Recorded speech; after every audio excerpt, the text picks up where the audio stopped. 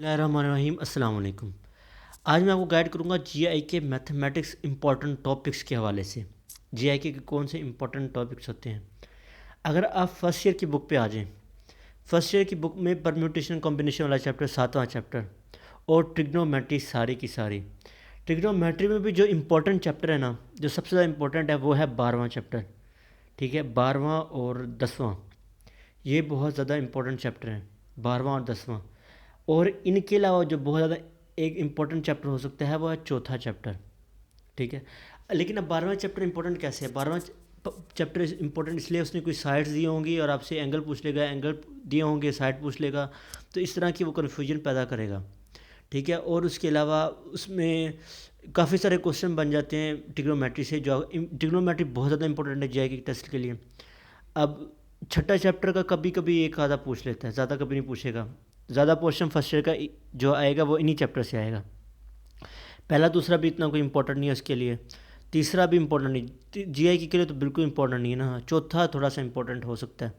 ठीक है, चौथे में वो सिंथेटिक डिवीजन वाले क्वेश्चन आ गए और ये वाले जो क्वेश्चन है ये इंपॉर्टेंट है। अब आ जाते हैं second year. Second year GI के मैथमेटिक्स के लिए बहुत ज़्यादा इंपॉर्टेंट है।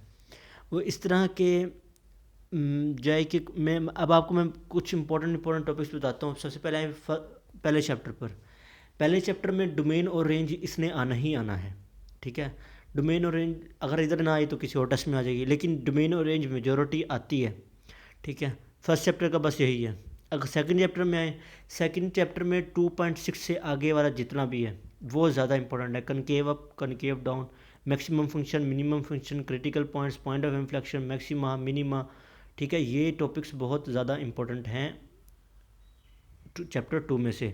उसके अलावा मैक्लॉरन सीरीज़, साइन, कोस, टैन, सीकेंड, कोसिकेंड, ये सबकी आपको आनी चाहिए। ठीक है, ये आपको लाजमी आनी चाहिए। ये किसी ना इसमें ना आई तो नस्ट वगैरह में तो ज़रूर आएगी, लेकिन जो मैंने आपको पहले बताया मैक्सिमम, मिनिमम, क्रिटिकल पॉइंट, ये आपको निकालने आने चाहिए।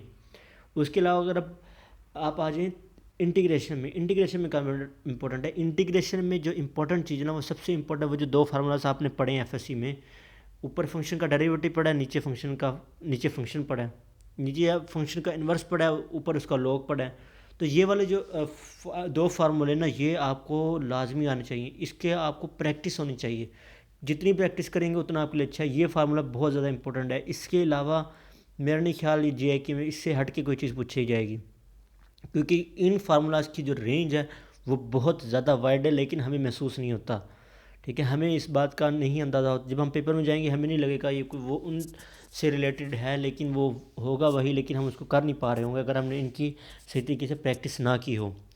अब आते हैं चौथा चैप्टर जो जी और छठा चैप्टर। ये दो चैप्टर जीआई के संबंधित 10 नंबर है ना आपके, वो इन दो चैप्टर से आने हैं। जो आपके 10 नंबर हैं वो इन दो चैप्टर्स ने आपको देने हैं। वो कैसे, सबसे ज़्यादा जो पोर्शन है वो इन्हीं का होता है। छठा चैप्टर 6.1 से 6.5, ये बहुत ज़्यादा इंपॉर्टेंट है। अब लेकिन छठे चैप्टर से वो डिफ़िकल्टी लेवल जो है वो इतना ज़्यादा नहीं होता। उनको भी पता होता है यहाँ से बच्चों ने कम किया है और वो इतना डिफ़िकल्ट लेवल नहीं होते। वो फोकस पूछ लेते हैं, ठीक है, इसेंट्रिसिटी पूछ लेते हैं, इससे आगे वो तकरीबन नहीं जाते। ठीक है, फोकस आपको निकालना चाहिए पैराबोला का, इस तरह हर चीज़, सर्कल वगैरह आपको अच्छी तरह आने चाहिए, पैराबोला, हाइपरबोला, एलिप्स। तो ये छोटी छोटी जो चीज़ें हैं ना ये आनी चाहिए, बड़ी बड़ी चीज़ें नहीं वो पूछेगा आपसे जीआई के टेस्ट में। अब आते हैं चौथा चैप्टर। चौथे चैप्टर में तो सारा ही इम्पोर्टेंट है, लेकिन 4.3 से 4.5 तक ज़्यादा बहुत वो उससे ज़्यादा इम्पोर्टेंट है। 4.3 की थ्योरी, लेकिन जो मैंने आपको टॉपिक्स बताए हैं इनकी थ्योरी आपने नहीं छोड़नी। थ्योरी बहुत ज़्यादा इम्पोर्टेंट है, बहुत ही ज़्यादा इम्पोर्टेंट है। ठीक है, थ्योरी आपने हर हाल में करनी है। और अगर आप आए अब उस पर 4.3 पे, तो आपको दो पैरेलल लाइंस के दरम्यान डिस्टेंस निकालना चाहिए, आना चाहिए। पॉइंट से लाइन तक का डिस्टेंस किस तरह निकलता है। ठीक है, एंगल दो लाइंस के दरम्यान कैसे निकालते हैं, ये आपको जो मोटे मोटे फार्मूलाज हैं ये आपको आने चाहिए। ये जो है ये जो मैं आपको टॉपिक्स बताए इंशाल्लाह इन्हीं में से आएगा, इससे बाहर इंशाल्लाह कोई नहीं आएगा। चौथा चैप्टर जो है 4.3 की थ्योरी अगर आपने पढ़ ली, थ्योरी आपको अगर आपने सब चैप्टर की पढ़ ली ना कॉन्सेप्ट के साथ, जो मैंने आपको बताया, आपको इंशाल्लाह जीए की टेस्ट क्लियर हो जाएगा। एक्सरसाइज को नहीं देखना, आपने थ्योरी अच्छी तरीके से करनी है। और GI की जो तैयारी है वो आप उसके लिए आपको अकेडमी तो रखनी पड़ेगी, ज़ाहिर सी बात है। उसकी अकेडमी के बगैर कुछ चीज़ें हैं जो आपको थोड़ा स्कोर से हट के आती हैं, ठीक है। अब जो 12वां चैप्टर है फर्स्ट ईयर की बुक का, तो उससे थोड़ा सा हाई लेवल पे जाते हैं, वो SAT के लेवल पे भी जाते हैं, ठीक है। SAT की जो मैथ की तरफ भी जाते हैं, तो वो ज़रा आपको आना चाहिए ताकि आपके जो कॉन्सेप्ट हैं वो अच्छे तरीके से क्लियर हो सकें। तो ये था मेरी तरफ से मैथ के हवाले से। अगर आप GI के टेस्ट के हवाले से या किसी और हवाले से कोई क्यूरी है तो कमेंट में ज़रूर मेरे से पूछें, मैं इंशाल्लाह आपका आंसर ज़रूर दूंगा इंशाल्लाह। अल्लाह की मान, अल्लाह हाफिज़।